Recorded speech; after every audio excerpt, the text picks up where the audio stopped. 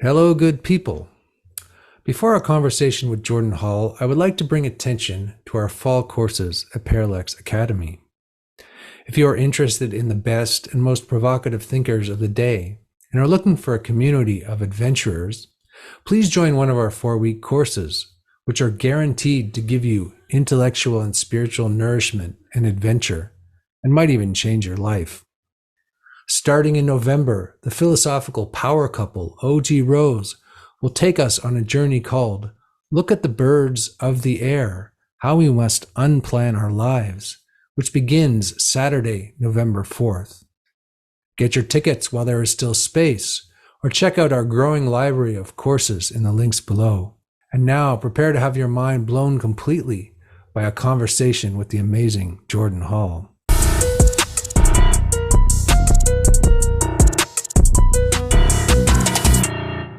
So welcome, Jordan Hall, to Parallax. I've been reading Ivan Illich for many, many years, and we have a series at Parallax called Tools for Conviviality.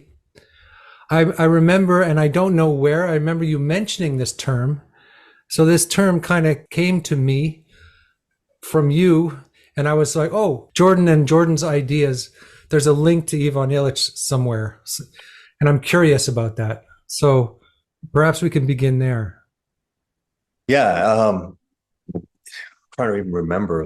Probably 2006, I'm guessing. So we're after, let's say, my Gilles Deleuze phase, well after my Marshall McLuhan phase, but very much in the build out into what ultimately became Game B. So the kind of Illich. Now that I think about it, actually, Pierre Teilhard Desjardins happened to be roughly contemporary in my sort of reading. But it was quite beautiful. I was actually handed the book by somebody who said, "You'll like this. He sounds like you." and I actually really did. I would even say like love. There's a warmth. It's weird. It's like the feeling to me is almost like wood. There's not just an earthiness, but like a coziness and a naturalness, and something like a rightness or a wholesomeness to the tone, like where he's coming from, and even the way he thinks about it. It's such a beautiful pre-digital mind. Pre-digital, and you said he sort of feels like he lived in the 12th century. That is his natural home. So that's Is that really really that's really pre-digital. Yeah, he said, "I'm a guy from the 12th century. Yeah, I don't belong here." Pre-literate, right? Pre-printing press mind.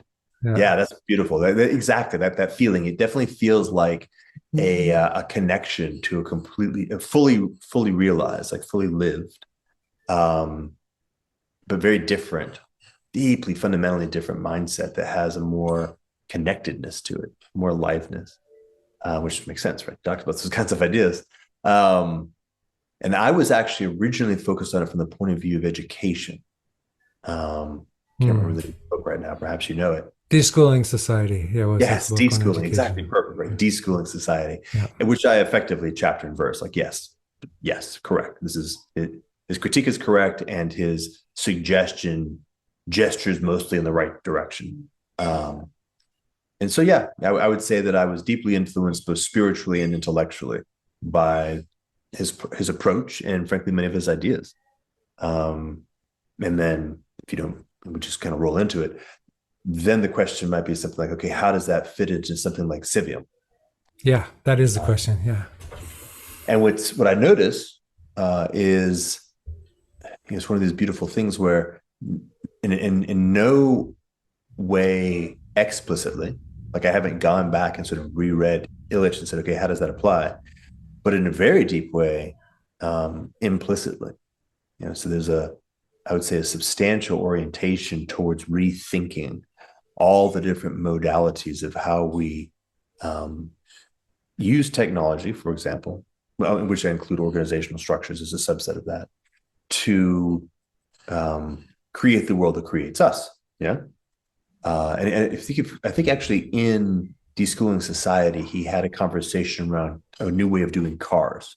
He was specifically saying, hey, we can intercept this idea in South America before it just sort of maps and replicates the North American approach. And here's a whole different conception. And that level of like, hey, let's think about what does it look like to build cars that are easy to fix, like super, super easy to fix, and cars that are resilient to roads. So we don't have to pave everything to a very high level, but we can actually think differently about it. Now, my current sensibility, this is more intuitive, is more oriented towards the new possibilities of what's emerging. I don't know if you read the essay that I released recently, but yeah, I did. The fourth industrial revolution, as our friends in Davos have chosen to brand it, from my point of view, do hold within them a very large number of capacities, which, if we choose to design them in this way, naturally orient towards a much more distributed and much more local, let's say, economy, for example, and society for that matter.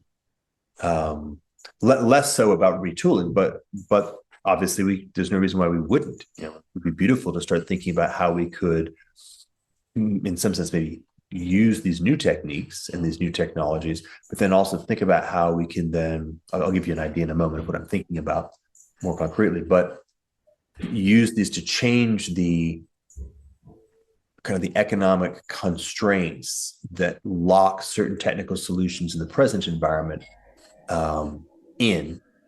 So we can use a new technology. Let's say, for example, just as a hypothetical, let's say we were to find that with new technology, precision fermentation, we could radically produce biodiesel at a much lower price, at a much higher velocity.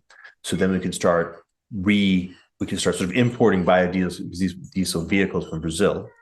But we could actually change the fueling infrastructure. Instead of fueling infrastructure being tied to gas stations, we could actually have biodiesel farm stands that were providing a different approach to how we fuel vehicles, right? So you change the economics of a particular thing, biodiesel, which has existed for a long time. Oh, wow, now I'm starting to go off. There's a whole other idea that popped into my head, but wasn't economically or technically available just yet. But if you change the underlying technological premise, you can change the economic constraints, which then perhaps move it into the point of viability, which then allow us to retool around a different infrastructural approach. The other one that just popped into my mind actually is some friends of mine, and I think I'm formerly an advisor to their company, have taken the material technology of bioceramic. You familiar with this? Nope. So bioceramic was initially developed for things like teeth and bones and joints and things like that. So it's a ceramic, right? It's a non-organic material, but it's highly biocompatible. It has all kinds of good characteristics, like being really strong and really light, and completely non-toxic. You can put it in your body. So these guys have used that raw kind of idea, the technology and the material, but they've produced a form of bioceramic that can be used in construction, like for building buildings. And they've actually glued that together in much of the approach that I just mentioned. So they've noticed that by unlocking this new material technology, bioceramic is completely fireproof or extremely high fire resistant. I don't want to throw it at the sun and see if it survives. Again, very lightweight, but actually is very strong in relationship to, say, concrete, both in terms of rotational, much stronger this way, and also compression, as well as the ordinary sort of holding strength, pulling, twisting, compressing, like thousands of times stronger. And maybe we say a tenth as heavy, and actually much faster to produce. You can precision molding it, and again, non-toxic. No toxic garments at all. It's actually carbon negative. So that's all really good, right? But then the next thing that they immediately jump to is that this also unlocks the ability to go back and start building domes, right? So much like biodiesel, we have an idea that had almost like a spiritual moment in the 60s and 70s, very Buckminster Fuller, but the material science at the time couldn't actually build a livable, hospitable dome in any economically viable way. Concrete was too heavy. We ended up with kind of like vinyl, which wasn't really a home, that kind of thing. But with bioceramic, not only couldn't you totally build really amazing domes, by the way, at a much lower cost than existing houses cost. It's like economically like half as expensive as an existing house. faster than existing houses, and with a very large fraction of both the materials and the production of the parts hyper-local. So it's a huge state shift. And of course, all of that sounds very Civium, right? All those different characteristics. So that's to me, like that notion of being able to combine new techniques that change the state of affairs, like the system dynamics, the economics, even the material possibilities of maybe approaches that we've looked at many times in history. And or, by the way, to create entirely new ones. Don't throw that baby out with the bathwater. But consciously thinking, how do we do this very much within the mindset of tools for conviviality? And how do we think about this from the point of view of human need and human use in the most humane way? Yeah, because the utopian potential of, we know there's utopian potentials out there, right? In a sense. But then there's the human nature and how human nature is, which is why I think we need to look at the sort of why it's so important to balance that with a real spiritual or religious or dimension. Yeah, we'll get there in a moment. Okay. I was wondering if you were moving towards that a little bit. Yeah.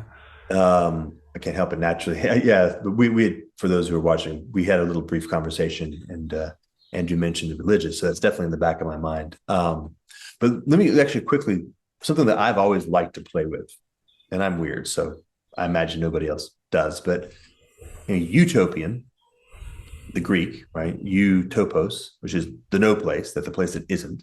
Yeah. I've always heard utopian, EU, which is the good place. And I simply say, yes, Civium is the utopian, not the utopian vision. And this is the fact that we can make better places. And in fact, consistently endeavor to do so.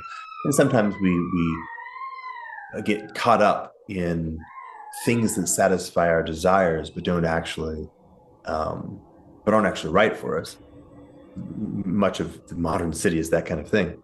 Yeah. But nonetheless, we can consciously put our thumb on the scale and start bending our ontological design in an utopian direction. Okay. It's interesting because as you were speaking again, I think a lot about religion. I think the notion of the city on the hill or whatever, which is so deep in the theology, of the West, and it's still a city, but it's probably not a city in the same sense that we think of a city today. So I imagine the city on the hill is a bit like Civium in the sense that it is a good place, but it's also not centralized either. So that's interesting. Well, to use the religious language, it's a very specific form of centralized that is not subject to the kinds of capture that we're normally used to, because it's centered on the divine or on the transcendent, which is really the best place to put a center. And then that allows us to decenter the parts that are subject to ordinary human capture. So I like that. Okay. And we've moved quite deeply into a religious context, but I think we might as well. What direction do you want to take on that front? There's so many different ways of diving into this. Well, that just really intrigues me, the idea that there has to be a central notion, a central principle. And then also there has to be a way to dissolve what is not in line with that center without reverting to some kind of totalitarian systemization. Yeah. And I think that Illich's work was very interesting in the sense that he saw the corruption of Christianity in a sense as being this sort of institutionalized corruption, centralized corruption, and he was calling for something else. He called it. I think he said restoring the art of living. Funny, because that's actually very specifically the language that Christ used. Yeah, life. What I'm bringing you into is life. Yes. It seems like the Pharisee instinct has a repetitive pattern. That notion of becoming overly indexed on the formalisms, overly indexed on the legalisms, and of course seduced by the power and the wealth and the status that comes from connecting yourself to the institutions. Obviously, that's part of human nature, and we see that all over the place. All over the place. Yeah. So one of the things that I was introduced to a couple of years ago that was quite enlightening for me was that this is the second, how do I say this? Not hearsay, but I can't vouch that this is true. I've only heard it, but I like it, so I'll just repeat it. That the early Greek city-states, let's say Athens as an example, were governed in a fashion closer to Quakers than to our sense of democracy. And this is what I mean by that. There was a very distinct sense that the civic, the civitas, in this case, Athena, was itself an actual being. And that the citizens of Athens were in service to, and in some sense, subordinate to that being. Yeah. So your job in governance was to discern what Athens wanted, not to horse trade between what the Athenians wanted. And so we call politics, which is horse trading between power blocks, is a lost or a fallen sense of what this looks like. And of course, my understanding, at least, is of the Quakers, is they make a distinction between a gathered meeting and just a regular old profane meeting, where if the presence of God is in the meeting, it is a gathered meeting, and our job is to discern and speak the divine into the space, which then is actually able to engage in true sovereignty, true governance. Yeah. If for whatever reason the presence is not here, then we're just ordinary human beings, and we can do logistics, but we can't actually do anything true governance. So that's, I think, that part of the notion. Sorry. Yeah, I was thinking as you were speaking that I live near Paris, and Paris has a being, and definitely has a being already. Like, yeah. Even if there isn't a formal sense of people getting together and protecting the spirit of Paris, like there's one, I think it's I can't remember. There's one saint on one of the bridges, which is the patron saint of Paris, and so people used to think that way. Yeah, and in some sense, you can. It's not. We can flip back and forth between different paradigmatic modes. It's easy in some sense, even just as a child, to know when the spirit of a place has been profaned or violated. To use a very simple example, if you have, if you were to go to Yosemite Park and cut down the sequoias, you've clearly profaned the spirit of the place. Like this would be obvious to anybody who is not themselves a sociopath. And that same sensibility is true kind of anywhere. And if you really are in connection, let's say in communion with the vibe of a place, then the place has a vibe, right? And you can tell. What does it mean to be participating earnestly? Oh, funny, I'm feeling Andy Johar stuff back here. What does it mean to be participating earnestly or with integrity with a place? And what does it mean to be violating the sense of that place's place? And I began to really think about this from the lens of maturity. One of the characteristics of Civium that I've noticed is, in comparison to, say, the city as I've characterized it, obviously there's a lot of nuance that we're talking about, a giant concept, but the city as I've characterized it is that the city is ultimately dominated by an immature, in some sense even an adolescent sensibility. It's driven by the super salient, right? It's driven by the visceral, right? The fast pace, right? The hit, the cutting edge culture. Right? It's very fashionable. It's very oriented towards, like we say, superficial status. And that's very much the essence, really, of city. Like, it has that vibe to it. And it's very attractive to that mentality. Right? When you're 20, you want to leave the small town and go to the city because that's where things are happening, right? Where you can be part of the scene, right? And you can become somebody. And certainly all those things where that's the element, like if in the creative arts where fame is a currency, the city's the place to go.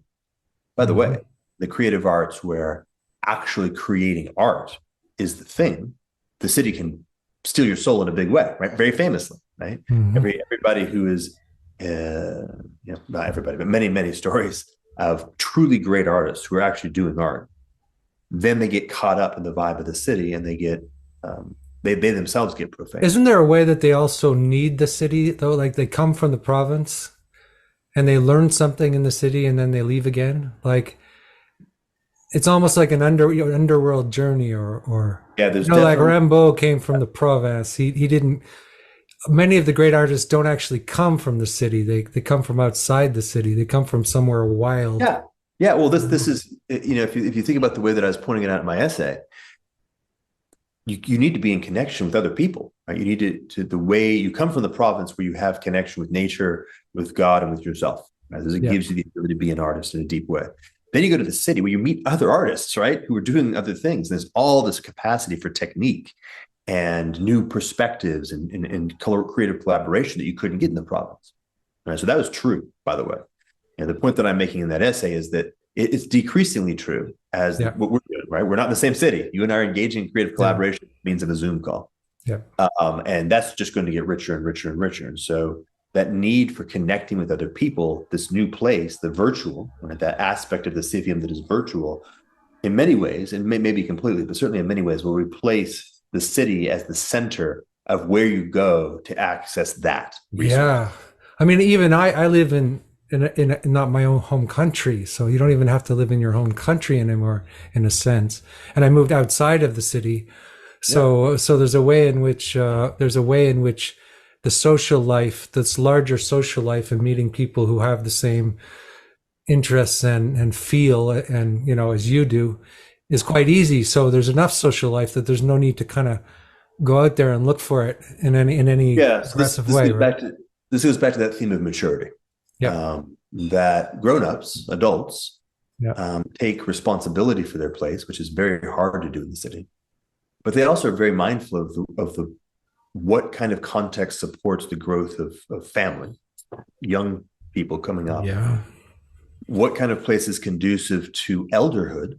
And by elderhood, I don't mean just dying. What I mean is participating and contributing lived wisdom to a community. And by the way, they're also connected to memory. Right? And the city doesn't really have memory, whereas place has memory. Right? So I really do have a strong sense that as we're moving, certainly in the West, but as we're moving through what I think is fundamentally but an adolescent phase into a phase which is beginning to be governed more by the values of maturity, we'll be rediscovering that place and intimate relationship with place, which, by the way, also means intimate relationship with the other people who have intimate relationship with that place, satisfies a whole multitude of values that are more fundamental values than the values the more adolescent values that are available in the city as such. Now that starts to bring us, I think, also back into religion in a very deep way, because I would say that we can speak about the transcendent aspect of religion, which we should, but we can also speak about the immanent aspect of religion. And that's what we were, in some sense, we were just treading in that territory. Yes. Of birth, right? Where children are born, and where the field of nature and ontological place and community and relationships is deeply, deeply oriented towards supporting the best possible context for where children are born and where children are raised, which implies continuity. The best place for children to be born and raised is also the place where elders elder, and they hold the community to its deeper values, and they understand how to apply wisdom with stewardship to other people, to relationships, and to place, right? So all these things are linked together. And at the embodied level, at the incarnate level, a lot of that, let me see if we can do this, is at the heart, I would say, of all religions. Obviously, right? Well, I have one example I was thinking about when you're talking, because I brought up Paris. Paris was a small town at one point, and this tiny little town built Notre Dame Cathedral, together. Like it was like 10,000 people. Wow, I did not know that. It That was is just a little amazing. town, and they all built the town together. So that's a different thing than what Paris is now, and almost just it's just a remnant of that. People go there to feel the resonance of what that once was. Yeah, that's amazing. Yes, if you can get yourself into the felt sense of a town of 10,000 people building Notre Dame together, then you're in the space that I'm proposing, Yeah, and a return to that sensibility. yeah, Right? That's the sense is that we're liberated from this incredibly powerful attractor of the city as the place that has superlinear scaling and innovation and wealth. yeah, The virtual is liberating for us from that. It's creating its own trouble, but it's breaking that. And so now, set free, we're now on a new trajectory. There's a lot of momentum. And I don't know, by the yeah. way, I haven't done a deep analysis of all the other drivers and attractors that are present in the city. And this doesn't mean that they will all go away. There may still be a lot of stuff that's hanging on that will keep more dense urban environments. But the more fundamental elements Mm, of the divine, place, and human life from birth to death, and all the community and all those sort of things that happen in rich, real relationships through that arc, those are more fundamental, like radically more fundamental. I propose, I suspect, and I hope, let's say, will be able to be reestablished now that this dominating power of the superlinear scaling of dense urban environments is beginning to loosen its grip. mhm. Well, what about that's wonderful. That's beautiful. And but I also have the image of Notre Dame burning and collapsing and this whole apocalyptic thing. Ivan Illich talks about Yeah. wasn't very he wasn't very like he saw a big apocalypse coming, an apocalypse in the sense of everything becoming revealed and a lot of trouble. Are you feeling? I mean, that's kind of a silly Yeah. question because I think No, I see a everybody big keeps apocalypse saying there's coming this too. meta crisis and then everything is, you know, Daniel Schmachtenberger, etc. I keep hearing people talk about how bad it's going to get, and you're not really talking that way, so that's kind of interesting. How bad is it's going to get very bad. There we go. Yeah. Okay. So No question. Although, let's say, I actually have kind of wanted to write an essay on this. Let me just kind of drop it here. Let me think. Okay. If you don't remind me about the notion of revelation here. I think coming back to that could be really good, but let me just do Graeber for a second. Actually, interesting enough, around the same time that I was reading Illich, I was also reading David Graeber. And in the story of, I think it's 1,000 years of debt, first 5,000 years, something like that, some long period of time debt. He doesn't really expand on this, but he points something out that I found very interesting, which was that there appears to be cycles in how money operates. And there appears to be a govern, like a reason for these cycles that is locked into the nature of, say, money and humans or some combination. And what I have read into it is something like a wave, like a sine wave, that has a materialist arc and a spiritual arc. And then what happens is that, for example, as you begin to reach the peak of the materialist arc in culture, you also are reaching the point where money is getting maximally debased. Counterfeit, inflation. So money loses its spiritual essence or something like that. Yeah, that's a very good way of putting it. Like it starts out with its spiritual essence is grounded in human relationships, like lived, vital communities. It takes advantage of the ability to decontextualize and therefore connect larger and larger groups, but with less and less real relationship, which produces certain material advantages, significant and real. Right? So this begins to move us in the up cycle of the materialist arc. So we start to accumulate material, but at the cost of beginning to move us away from the spiritual center. And and we enter into a bargain. You can identify which particular demon is the one, maybe it's Mammon, where we begin to feed our spiritual lack with material abundance. I'm missing relationships, but I can buy better stuff. I can have a better house, that kind of a thing. Yeah. At the individual and at the civilization level. And I'm imagining Rome right now because that's the meme. Well, I mean, here we're like Rome, aren't we? I mean, we have so much wealth, like just an incredible amount of wealth that's unimaginable, kind of, and yet we're hollow, right? A hollow. Yeah, we're empty and we're ciphers. I'm using Ivan Illich's words again.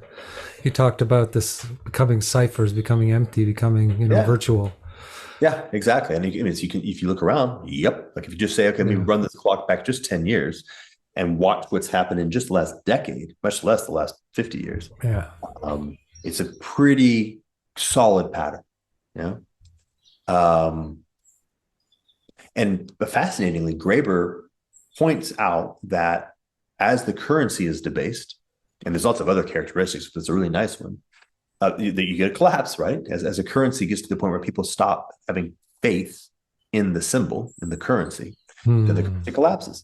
And this then is tied to a fragility at the material level, which begins to produce a material collapse, a generalized material collapse. Now here, by the way, I can bridge from Graeber over to, what's his name? Tainter.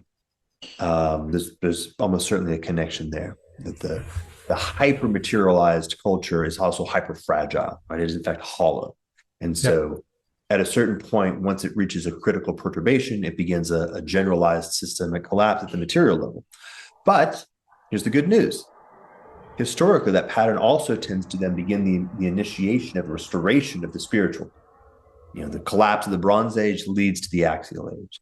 The collapse of the Classical Age leads to the Christian era, right? Those kinds of things. And so this would imply that our presence, right, the proximity of a material metacrisis and the meaning crisis, which is a spiritual nadir, may be putting us forth to a collapse that is akin to that. Meaning, for example, our fiat monetary system collapses, which precipitates a generalized, what would you call that? Preference. What's that called? There's a term that when people sort of own up to what they already believe. So there's preference falsification and preference realization, or something over here. So propose, for example, that everybody already knows that our state is hollow. Everybody already knows that the institutions are a bad combination. Yeah, like that Leonard Cohen song. Everybody knows. Everybody knows. Yeah. But nobody's willing to actually sign up for that formally. So we're all kind of like play acting that we actually live in a non-hollow state. But when just the right pinprick hits, money being the easiest one, because at the end of the day, once money doesn't actually get the ability for me to stuff my spiritual, the hole in my heart with material excess, well then fuck that, right? If I can't actually buy the stuff that satisfies my needs, then I'm hitting rock bottom at a certain level, and I'm beginning to have to return to actually doing the spiritual thing directly. And there's an advantage to that. There's an advantage to actually losing your ability to buy cocaine. You have to kick the habit. Right? You can't do it anymore. But it's a painful, business, right? No, it ain't good. There are better ways, right? There are better ways. It's always better to not get addicted, and always better to quit your addiction now. But if it takes rock bottom, it takes rock bottom. And so that's the way I look at it. Right? My sense is, yes, we're in a meta crisis. My sense is that this meta crisis is profound. Right? It's a very big kind of thing. It's all consuming it in every direction. It's a psychological, paradigmatic mindset. Every single system and everywhere in the world, more or less. And we're reaching the end of that phase. And part of that end is that we're reaching the end of a massive, massive materialist cycle, which then, interestingly enough, if this theory is vaguely correct, means that we're entering into the beginning of a massive spiritual cycle. So Jordan, I don't mean to ask a personal question, but as you were speaking, I was thinking about how you used to work in tech and did all these things and made a bunch of money and then you didn't go the way of many other people in your realm might go. in a sense. And when we met in Vermont, you said something that I've been thinking about. You said that you were trying to avoid religion your whole life, and then you've come to the conclusion that this is what needs to be. We need religion. So yeah, we need religion. I thought that was a very interesting thing, and I kind of feel the same way, and I kind of feel that.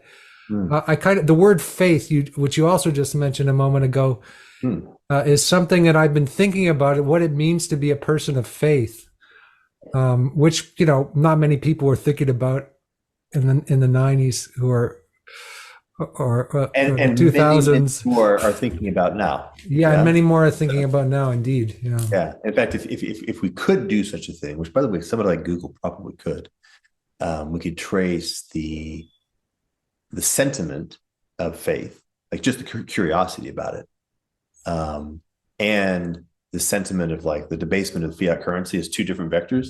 And I'm like 99% sure that faith is doing that and fiat currency is doing that. Right? Yeah. Yeah. So where were you going? Like you floated out the notion that I got off the tech billionaire train. Like I had a ticket. I had a ticket on the tech billionaire train. Yeah. And I didn't get on that train. And you didn't get on that train. Why not? And what happened? And what?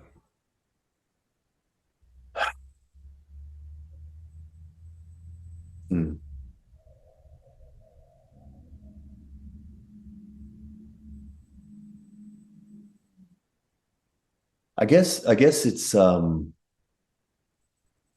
mean, I consider you to be very lucky to have not gotten that train. But I would say it in two ways. Let me say it in sort of a more secular way, and then more of a spiritual way. In the psychological secular way, what I noticed is that I was unimpressed. I did dip my toe. I spent probably about a good 18 months to 2 years kind of being rich and spending time with rich folks doing rich folk stuff, like legit, like billionaire rich. Not me personally, but with others, flying private jets to private islands and hanging out with powerful people in fancy places. Yeah. And I just noticed that I was not impressed. Like I had a felt sense of like, is that all there is? That's not that interesting. I suppose in some sense I was a little bit saved by sheer, liking philosophy and intellectual conversations, because those aren't really available. So it's a different currency. Yep. And also, I think a little bit saved by the fact that I was always very much grounded in a kind of a lower middle class, even kind of rural Texas sensibility. And so the affectations of the highly urban wealthy, were always a little off-putting. And I can kind of see could see through it a bit. Yeah, see through it a bit, or at least it didn't appeal. I had a built-in aversion to it, which was strong enough to help me be like, oh yeah, and I can see that the glitter is guilt. There's a reason why it's called the Gilded Age. At a spiritual level, what I would say is that I've actually had at least 3 occasions in my life where there was a fork in the road, where the obvious smart thing to do would be to go left, and I knew how to go left. I don't want to go into too much detail, but the door was open, right? I could be on the train to be like in the direction of substantial material success. Notable, like the very laudable, notable things. And something in me, very much in spite of myself, right? Having nothing to do with my being smart or clever, like something in me jerked me onto the right-hand path, forcibly, in a way that made me feel like I had failed. Like I had undermined myself, but maybe every decade. So each time that I've noticed by looking back, like, wow, I kind of lucked out. I don't know why, but I was sort of saved by something from. You were saved by failing. That's interesting. Saved by failing. Yeah. And failing always, by the way, at the last second. Very much like the ticket was punched. The door was open. My foot was on the threshold, and then yanked out of it. So you can figure out how you'd like to tell that story, but that's kind of it. And that's what it was. So a combination of having, Texas rural middle class values and aesthetics, being unimpressed. And by the way, it's not very impressive. The world, the glittery world of of what's that Met Gala, and that thing is not. I would not have no I don't interest know in what going. I don't know what that 0%. is, but Oh, check it out. Just take a look at, particularly over the last few years, it's becoming sort of increasingly absurd. Uh, the movie Hunger Games. I thought did a very good job. Like really, I thought that was beautifully done. yeah, I've been around rich people a very small amount, and what I saw actually was like a glittery heaven that was actually hell. Yeah, Like they were doing cocaine and dying and inside like in this sort of glitzy sort of Riviera on the south of France. And I was yeah. like, It's I felt, oh God, this is not actually the paradise. This looks like paradise on the outside, but it's very dark here. and if I could find a way to convey to those very people the wealth that I have now, living in a place with people with neighbors who I care about and who care about me and who care about the place we live and who care about we care about each other's children, which is just a ordinary community, Yeah. ordinary wholesome community. I would absolutely 10 times out of 10, 1,000 times out of 1,000 trade this for private jets and private islands. Like it's not even quasi close. Yeah. Yeah. Hmm. So I count myself extraordinarily fortunate to have been brought into this context, and to a level that very much connects me to a religious sensibility. Right? It's the kind of thing where I definitely did not get here on the basis of me being clever. I did not get here because I figured it out. Well, isn't that a classic religious thing? I mean, you're obviously clever, but it happens out of grace or something usually. And why Yeah, it happens is utterly mysterious, and nobody knows why somebody gets on that train and other people get on this train or yeah, whatever yeah. I train mean, it the is. answer people ask me like, well, it's just you have to figure out exactly why are you here? Why are you in this place? Like, look, the best answer I can give is a divine hand brought me here. Like if I wanted to go back and kind of create a causal linkage that gets us here, I can fabricate. I can tell a story, and the story is true. Like it's an accurate story. Got it. Definitely not like causal in a deep sense. Like it's very, very not superficial. It could have been anywhere. It would lead to the same place, but it's not here. This is a good spot. So, thank you God for putting me in this spot after a long time. Like I've been around for a while. Um, so let's see. Yeah. So the religion we can speak at the immanent level, Mm-hmm. and there I think it's very critical. Like we could spend hours if you'd like, and I can say sort of defend, diagnose, and explain what religion is at the immanent level and why it's obviously necessary for any actually thriving human existence. Right? That's just we can spend time there, but I don't have any. I'd have any trouble to like Well, argue that. I feel very confident. I mean, is this the religion that's not the religion, as I've heard you talk about with John, Sure. Yeah. or is it religion and do we have to say the religion that's not the religion? Are we at a point now where we can just talk Well, about wholesome religion, or do we have to still say it's not a religion? that's great. That's a great question. I would say that the transcendent, the connection between the immanent and the transcendent, and the relationship with of course, we'll call the omniscient, but in this case, we could just say, for example, the institutional or the doxa, the dogma, the language, the story, the Mm-hmm. narrative, the Mm-hmm. ideology. Um, it's useful to still be careful, and so there's sine qua non. Right? There's no way that you don't do wholesome religion in the immanent, like in the lived. Again, I'm Yeah, saying yeah, that yeah. pretty strongly, and I'm agreed with. I totally agree with you there. Yeah. Mm-hmm. I feel like I have enough background that I can actually also defend that if somebody wanted to dig into it. Okay. Yeah. Second, right, we've talked about this. There seems to be some problem with the institutional level. Like institutions seem to have a characteristic of, well, institutions, by the very nature of institutions, regardless of whether they're the Department of Defense or the State Department or GM, have a senescence built in. Human institutions Mm-hmm. grow old Mm-hmm. and die. Got Well, it. Yeah. ideally Mm-hmm. die. Sometimes they grow old and become zombies. Many times they do. And so to the degree to which your religion ultimately becomes its institutional structure, it's going to get stuck in that problem. Right? The human piece of it will grow old and die, or grow old and become undead, and then you're in deep trouble. Okay, so then we have the transcendent, right? And this is where I think when John speaks about the religion that's not a religion, the religion part is the immanent. The not a religion part is largely this institutional issue. But then the transcendent's a bit of a sticking point. And this is where I think he's really working with the extended transcendent naturalism to sort of glue these pieces together. Because the obvious answer to the aforementioned institutional senescence problem is that the center is in fact the divine. The center isn't the institution. The center is God in the Western Hebrew monotheistic sensibilities. Yeah. Or even in Hinduism, the center would still be God, just God's perhaps, or a particular God.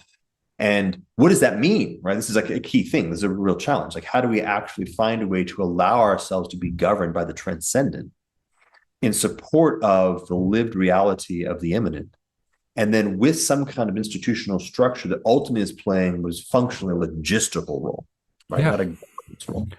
Yeah. Weirdly, the same thing shows up in the context of AI. If you don't mind me jumping there real quick. Yeah, I just had one really awesome, again, connection to Illich, because Illich says that he was supporting the church that was she and not the church that was it. So I thought that, it's real good. That's, I think, in a way what you're saying. Maybe not exactly, but yeah, that's very nice, because the point to me, the way I hear that is aliveness and relationship. And even something like tenderness, quality of relationship, a close relationship, intimate relationship. And I totally get that. When you're when I go to church, what I feel is the intimacy of relationship, right? That's the centerpiece of it. The sense of connectedness, by the way, vertical, transcendent sense, and then also horizontal, the sense of care for each other, and by the way, for the place that we're in. And then the building, right, and then the logistics are a scaffold. They're really irreducible, by the way, irreducible support structure. But they're not God, and they're not the church in the sense of the community. Yeah. And as soon as they take themselves as such, then that's when you're in trouble. And I would say that's when they've kind of disconnected themselves, and it starts to feel like an it. It feels like an object that is out there, and oftentimes a powerful object over which I have very little influence. Yeah, that's nice. I like that. That's a very kind of very humane way of making the point, and the more humane in this case, the better. Well, Illich has this whole thing about the, sort of the institutionalization of care, which actually removes you from care. Right, and that was really what he wanted to talk about, and how churches over time, the corruption of the best became the worst. Again, I'm just quoting him here, but that, I think this is a recurring problem. I think I've talked about this in other contexts, and this is definitely, I think maybe I talked about it in the podcast with Jim Rutt on the religion is not a religion. Like we can step back actually and say, okay, it's not about, let's say, the church, like the medieval church. It's not about the medieval church per se. It's about human institutions in general.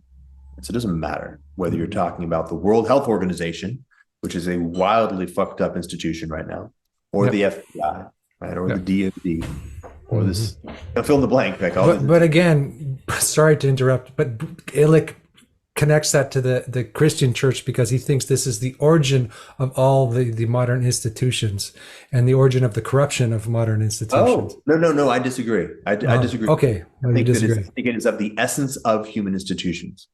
Okay. All of them will always undergo the same exact process in exactly the same way that the human body goes through the process of dying, right? There's a vitality of youth. There's a capacity of maturity. There's a senescence, and then there's a death. And the problem is that human institutions don't necessarily die. human institutions live well beyond their natural life. So it's all about learning how to die in a sense, or how to let these temporary support structures fall away and the new thing to arise. Yeah, exactly. And this is and I don't mean, by the way, to like I'm actually feeling kind of the Orthodox Christians in the background, giving the opposite case, which is legitimate. There is, if we're able to stay guided by that which is eternal, which doesn't die by its nature, right? It doesn't, nor is it born, it's eternal. Then that can be the thing that provides the art, right? The creative impulse to the ongoing process of birth and death that has to happen on the other side, right? So it's, they need to die and they need to be reborn. There's a continuous process of renewal, but they are not renewed by on their own basis, right? They're renewed on the basis of that which is in fact the source of creation, not the thing that is created. And this is, I mean, it's so straightforward in some sense. Yeah.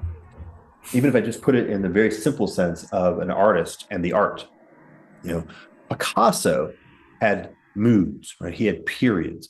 Picasso, as a creator, right, who had the capacity to create, had a birth and death phase. Like he would move through a period, and that period would no longer be the period he was in, as long as he was continuing to move along the arc of creation. The art is just what it was, right? The painting is the painting. It's a static object. It neither evolves nor dies. It just is there. It expresses a moment in time. It's a snapshot. And the movement, the period, like the blue period, if he somehow became addicted to the blue period and just kept on creating blue shit forever, that's obviously terrible. And you could very easily be able to identify the point at which it was dead, right? It's no longer connected to creative source. And he was like one of these terrible musicians who's kind of like playing their greatest hits from the 80s and no longer creative. Yeah. Well, there's I think the creative process, there's a moment when it kind of blossoms, and that is like a gift, and then people hold on to that, and it becomes a simulacrum of that. And so you have the Rolling Stones playing the same old songs, forever. And and that's, and that's, I think that's a mapping. It's the same thing. An institution becoming a simulacrum of itself. In fact, Carroll Quigley made a very specific distinction between an instrument and an institution. So for him, an instrument is in service to his purpose and connected to a vital principle. It's vitally in the service of his purpose. An institution is a simulacrum of itself. It's a simulacrum of an instrument. It looks like the same kind of thing, but it's dead. It's no longer vital, and it's no longer in service of its purpose. It's now in service of itself. Right? That's pretty clean. So we can be thoughtful about that. We can actually go to a higher level of abstraction or a larger perspective and say, okay, that happens. Fine. How do we now thoughtfully think about designing these new these institutions, mindful of the fact that this will happen to them, mindful of what it looks like, and when we're in these points where there's important decisions need to be made, so we stay on the right track and we don't get captured by our own instrument into an institution. And then we'll be, I think, in a place where we can actually start saying the word religion without having to caveat it's not a religion. Yeah. Well, I think there's this tension between like people who want to create something new, and there's a bit of a hubris in that without, and then there's the people who want to preserve the thing as it was. And both those are kind of wrong. I think there's a dance between the two or. Yeah, this is to say again, what I think is if you're trying to preserve the thing as it was, orient yourself towards the aspects of that thing that are eternal. Right, because you're right to point out the eternal, let's say, I don't know, Jung would call them archetypes. I don't know what we can say is because there's I guess Platonic models, and then there's dynamic. Like one of the critiques of Platonic models is that they're static, right? Yeah. And then I guess that the archetypes would have to be dynamic. They're the same archetypes, but they have a new quality with each iteration. Yeah, well, I mean, this is a fundamental and challenging question. It's tricky. I mean, you can't even really get your head around it ultimately, because if you're thinking about the notion of eternal, then you're also thinking about the notion of unchanging. But And it's easy to say, okay, whenever the eternal dips into the finite, or to use a slightly different language, or whenever the eternal dips into the temporal, it manifests in the fashion that it manifests in that moment. Right? So you perceive change in that direction, which Plato would be perfectly happy with that.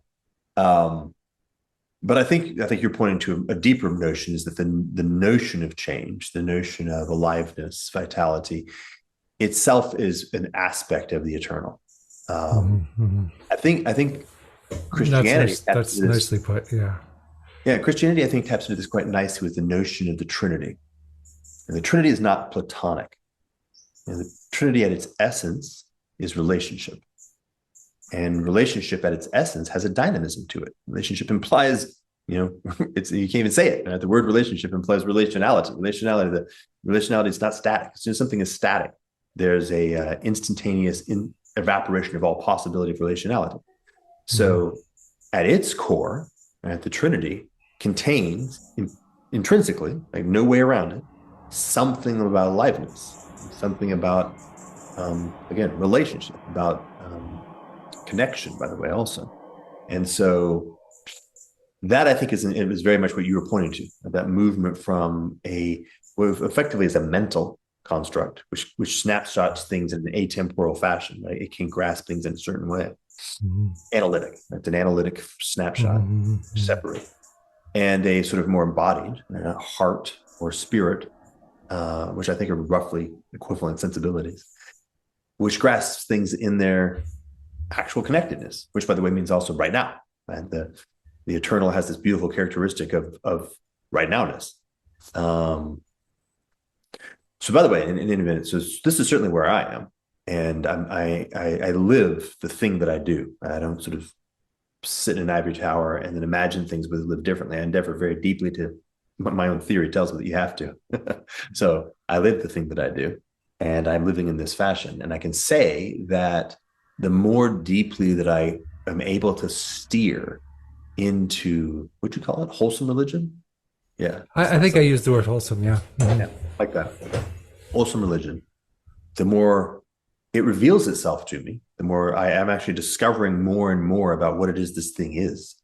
And the more obvious it is to me that actually is the axis mundi of anything that humanity can ever actually, participate in, that has, let's say, realness and something like endurance to it. So how do you see, like, in the Civium? So I guess taking apart that word civic, it's like it is almost like I'm imagining sort of overlapping congregations or something like this, or how does it work in terms of spiritual life for people, and I mean, is it different? How is it different than, and how is it the same as whatever a temple or a church or a synagogue? Well, I mean, let's just be very pointed right now. We're now in what I sometimes call collaborative space. So the short answer is I have no idea. Yeah. So let's think about it. Let's just play with it. Look, but what might it? Let's say maybe what might it look like? Well, first is that notion of the immanent or grounded. And so first it shows up in life, and it shows up in, I guess it's, I think, John, in the book of John. Are people actually really loving each other? Right? Is it really actually showing the expression of love in a mutual relationship? So that's first. And that, by the way, is, notice, that's utterly outside of a notion of narrative or dogma. And that's a very straightforward, it's experience. It's in the lived experience. So first it shows up in lived experience, which is beautiful because that is, by definition, non-doctrinal. Right? And is hyper specific. The way you love your daughter in this moment, right, is what it is. And the way you love your daughter in the next moment, and the way you love, your brother, are different, right? Deeply different. They have to be specific, right? Hyper specific, very particular, and yet they're also both love, right? And neither can be really proscribed by any finite state of words. I can't tell you a story that tells you how to do that. Does that make sense what I'm saying there? Like, that's the difference. Yeah, well, I'm again, because I have Illich on my mind so much. He talks about the Samaritan And the fact that you choose to pick the Samaritan out of the ditch, you ignore the tribal customs, you ignore the dogma of the day. You might even be disgusted by this person, but it's not the same thing as sort of charity. It's a choice, and a very unique choice you make in that moment to lift the guy out of the ditch, to embrace the stranger, and it can't be institutionalized. This was his big point. Exactly. It can't be institutionalized, and it also can't be internalized as your own. You can't figure it out on the basis of your own mental models either, right? So you can't institutionalize it yourself. Point. Yeah. You can't institutionalize it in community, right? It comes through this transcendent to immanent flow. Okay, well, that has the real serious advantage of being able to be truly universalized because it is hyper localized. Right? So this cosmo-localism is a really nice term. And honestly, I like it better than Civium. So feel free to use that. Like that's just as good, and it's I think pointing to more or less the same thing. So I'm 0% attached to the, as you can imagine, to the institutionalization of a particular terminology, and I have no trademarks. But this notion of transcendent or universal by nature and hyper local or particular by nature, I think is the core. Right, that's the centerpiece. Yep. And then what happens is we start getting out to the place, and okay. Yeah, sure. I think I can probably share this. So my cousin comes from a very Christian religious family, and her husband does as well. And what I discovered recently, as because I've become capable of even noticing, like knowing what these things mean, she was raised Protestant. She has actually been, I think it's called charismatized, or entered into the Orthodox. Yeah. Right? I don't know how to pronounce it. Her husband's Pentecostal, and I now know enough to know that's a little bit of a joke. Like, wow, so Orthodoxy is over here and Pentecostal is over here in terms of where they fit in the, kind of the Christian denominations. But their marriage works. Interesting, right? Well, because they're ultimately recognize that they're each deeply committed to the same faith, and they can deal with the fact that the particulars are particulars that they're going to deal with in this life. Not the particulars, but kind of like the formalisms. And so she goes to his church, and she's like, wow, these guys are off the wall and crazy. He goes to her church, and she's like, these guys are very committed to things that may in fact be heresy. But they love each other anyway. Yeah. But they love each other anyway, right? Yeah. And they love in fact, I would say that's kind of the nature of love, isn't it? There's always a huge difference between you and your partner. So that there has to be a big difference, Otherwise, it's very, in fact, if there's zero difference, then it's just you. And that's not what you're like. That's an abomination. But in fact, if you can actually love somebody who's very different from you, then that's extremely powerful, like extremely interesting. And so, if I use that as an example, but if I imagine these, let's say, villages, these Civium, holons at different levels of scale, you then get to actually be able to say, well, here's how we create the ritual and logistic structure that supports a level of devotion and actualization of right life. And here's how you do it. And you actually do it slightly differently than us. And it's interesting. I can see how that approach might actually be better than our approach, or I can see how that approach would be worse, or I can see how that approach would work in these contexts. And by the way, I don't want to at all like trivialize this very powerful and challenging strata in between. Yeah, well, something like the boundaries are there for a reason as well. I would say. I mean, in some sense. Yeah, that's a very good way of putting it. I think the notion of heresy is a perfectly valid notion, and I think it's problem. Right? There's particularly people can be very confused, and it's easy to convince in the con man sense, by saying things. And any valid religion has to be hermetically sealed. Hermes being the fun thing that popped in my head right there, against that kind of problem.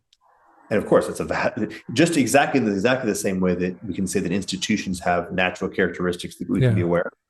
Well, human beings have natural characteristics, and human beings try to jack social systems by conning other people. Yeah. So I think of it as a kind of alchemical chamber is a religion has a certain kind of alchemic. Each religion has its own alchemy of sorts, and there has to be there's it can be very creative, but the elements have to be in the right place, or otherwise, if you try to mix too many things together, then people get kind of confused and lost, and they try to invent their own types of. They try to invent their own religion. Then everybody ends up with a religion of their own, and that doesn't work either. It doesn't work at all, like 0%. Doesn't work. No. Yeah, the way that I've really been thinking about it, and this is all very mushy. It's just me thinking about it. Is the metaphor is the body, the human body, where the heart does not try to convince the lungs to be a heart. And the heart needs the lungs to be lungs because they're all part of the same body. And the body has a particular way of allowing differentiation into proper difference and integration into well-integrated wholeness. And so you need both. Yeah. And I think if you can imagine the category of religion in that way, you say, okay, this difference over here is a proper difference that actually gives rise to a capacity that the integrated wholeness actually needs. Then you can actually have a beautiful, that's different than us. And I honor that difference because it's a valid, useful difference that I don't want to be participating in. That's not mine. Like I wouldn't be able to be functional in that space because I'm a lung, not a heart. That's the metaphor that I've definitely been playing with. I don't know if it really works, but it works at least in human bodies. Well, I think a living body is a good way to think about a religious congregation, or makes sense to me, or because everything is in relationship to everything else. That's other. There's nothing outside the relationships. It's unavoidable in a deep sense. Like just to say a given church, the congregation. One, I noticed that at least in the Christian lineage, the language of body is commonplace, right? The body of the church, the body of Christ. Christ is the head of the body of the church, that kind of stuff. But the individual human beings that are in that congregation are different from each other. And so at some point, they're going to have differences, right? They're going to think different things about reality, and they have different particular values and different ways of relating to the same values. Yeah. So you're not going to avoid that. So the challenge is how to incorporate that in the proper way so that it's a proper difference that produces something that is of real distinctness and real value in the context of a well-integrated one. Yeah. Well, I think that the interesting thing about, let's say, a temple or a congregation or a sangha or whatever you want to call it, is that there's a commonality, but there's a great difference as well. It's not like you're just hanging around your peer group or people who have the same beliefs, things, people who are like you. One of the problems, I guess, with modernity is we tend to cling to people who are just kind of like our type of person. Yep. And we get stuck in these ghettos, whereas a congregation has to be there's something universal about that. Like there's always a crazy guy who's a bit schizophrenic in the congregation, and and then there's a scholar, and then there's a working active. There has to be the whole panoply of humanity in there. Yeah, exactly. And so I think there's a little bit of a kind of a holonic resonance that as it is in your local congregation is its own kind of individual in a larger congregation. Mm-hmm. And I can say that topologically that kind of thing does scale up and down. I don't know practically what that exactly looks like.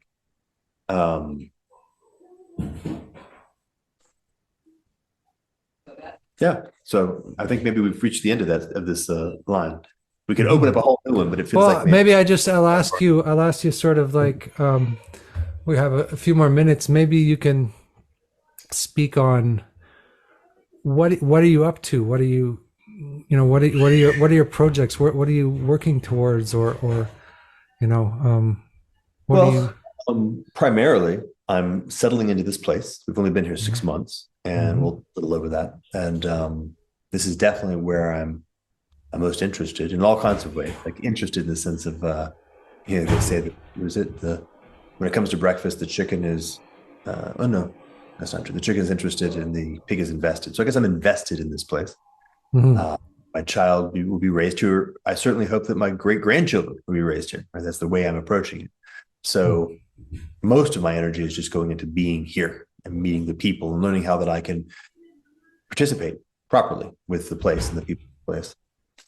Secondarily, because it actually is like really holding my family well, I have had more attention available to doing things like writing. And yeah, I think I might write a few things. I might even write more than a few things. It's hard to say. Oh, that's fantastic. That's interesting. Because I've heard you say a few times that you don't want to write, and I've always found that to be a pity, even though I kind of understand it. And I wonder if we're moving towards kind of more oral culture than books, and that most ideas are produced like your recent article. But I also think there's something about the book that is kind of one of those eternal things that's not like Substack. I tend to agree. I mean, I think I'm reasonably confident that we are moving back to a new kind of something quasi-oral culture.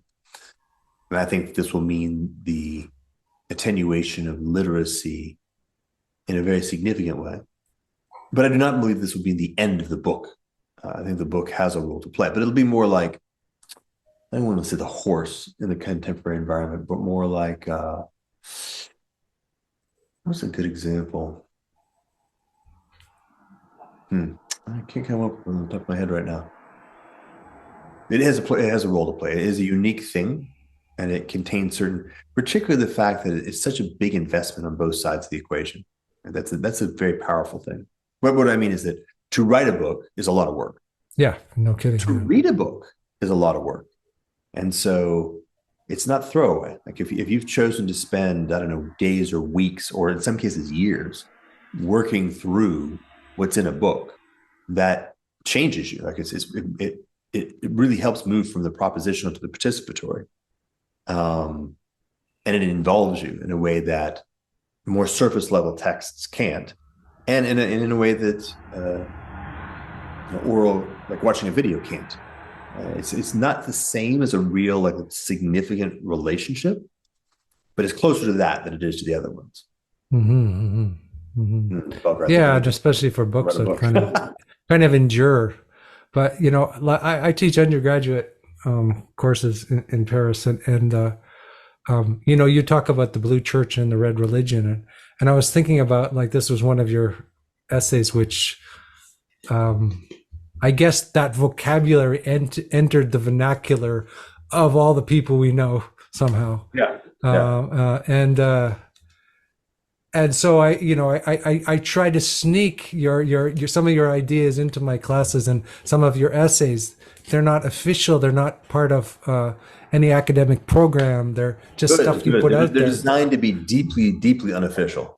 But they're like Trojan horses or something, in the academic world, and I've noticed that students, at a certain age, kind of respond to them. Young people respond to these ideas because they're very clearly written, but they're also, I think there's a lot of life behind them, or a lot of intense, serious thinking behind them.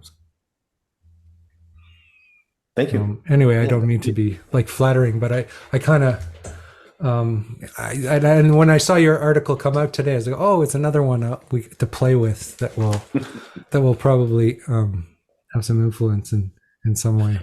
Well, in fact, I can definitely say this: if and when it becomes the case that writing is back to being a chore, or where I feel I've moved out of my blue period, and that I have 0% interest in writing for the purpose of having an audience or having people, whatever, give me likes. So if the ideas are not flowing in a way that feels like they have to be written, then I won't be writing them. But right. There's a few that are knocking at the door. So we'll see about that. And then the last thing that's there is that I'm considering moving also again into a CEO position. I guess it is actually a CEO position in what would, if it happens, would be a major transmedia initiative. And I'm not going to explain what that means, but it would be the first time I've done anything like that in a long time. And I'm quite daunted by the amount of energy that's necessary to play that kind of a role. quite nice not to. Um, but it's something that's been stewing in my world for more than a decade, and it may now be both ripe in its interior and ripe in terms of the kind of the window is there. So I'm spending a lot of time kind of doing due diligence and investigating that possibility. Mm-hmm. If it happens, then it'll happen, and that'll be where most of my time goes. And if it doesn't happen, then that'll be that. Mm-hmm. Okay. So yeah, well, in a way, there's a connection to Illich too, in how you approach these things, because he was very much like he was very famous at one point, and then he kind of gave it all up because he was only responding, I think, to the spirit. he wasn't responding to anything else, and the suffering he saw, or the potential or that he saw. So hopefully we can all do that more. And yeah, that was such a funny one, right? So I would say is that I deeply endorse those values, and then I try to live that way. Yeah, which is, I guess, the best we can do. Yeah. As sinners. Another thing you said, which you said at one of your podcasts, which I was also thinking about, is that you said that you sin at least 56 times a day, and then there's micro sins. So I thought, yes. Even because you seem to be you're very competent person. So I was like, I'm wondering how does Jordan sin? I mean, all the different ways the humans sin. Yeah, I know. You don't have to answer that question. I'm just, I'm just fooling around. I could say the ones that I would consider to be like more intense. It has the kind of stuff that I've never participated in the Catholic environment, but so I'm entirely making this up. But the kind of stuff where I would imagine, the priest would give you a lot of stuff you have to do to atone for that sin. Yeah. Those are mostly in the review mirror. I've had a pretty sizable introduction to or participation in many of the kind of various sins that the humanity is capable of. I've not killed anybody. Okay. But, absent that, I've participated in most of them. A combination of just being older and wiser, but also a much deeper orientation towards, well, I guess metanoia, like repentance, and engaging in the variety of sort of proper practices that help actually atone, and then taking that sort of thing seriously has reduced my sins to being less intense for the most part. What was the phrase? But still, all the time. And I think what I noticed, at least in my experience, is something like, if you would say, like, I'll put it in my point of view. As you become more capable of living in a more wholesome way, you also are more sensitive to when you're not. Yeah, that's so true. Yeah, it's kind of like a Red Queen's race, but it's not that kind of thing. It's different, and I don't think that's bad. I think that's good. I think that just allows you to recognize that this is an infinite process, but that it's a process, like you're moving. So I feel like I've I actually feel, particularly here, like now I'm with so much more support and so much more what do you call it, like actual religion. Like I'm not making it up. I don't have to figure it out myself. I can actually tap into something that people already do and understand. A lot of it's easier and it's more lived. And I should say, by the way, I'm practicing this for real. Like this is not a thing that I'm just thinking about, or even like once a week. Vanessa and I, my wife, we actually kicked off a fasting practice. So we're fasting now once a week, and we may actually kick it up to 2 days a week for all the reasons that people know and have woven into, every sort of religion that's ever existed. So we're limping our way back into things that have been part of cultures for a long time. Yeah, that's the way. It seems to me, anyway.